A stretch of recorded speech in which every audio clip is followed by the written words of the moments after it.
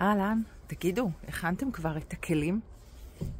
לא את הכלים בכיור, את הכלים הנפשיים שלכם, הרוחניים, הרגשיים. אנחנו נכנסים לשער, לחודש שהוא מאוד מאוד עוצמתי, שיש בו המון אור ויכולת לשלב בין עולמות באהבה, בחסד, ובשביל זה אנחנו צריכים להכין כלי, נכון?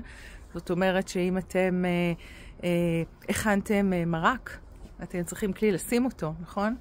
אז זהו. אז חברים, אני ככה מזכירה לכם שתכינו כלי. מה זה אומר? זה אומר הרצון. הרצון לאהוב, הרצון לקבל אהבה, לא מאנשים. הרצון לגלות את הבריאה. תראו, יש פה זריחה.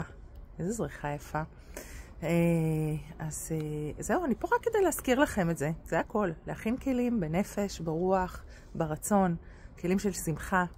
כלים של התעוררות, לקבל את השפע של הבריאה.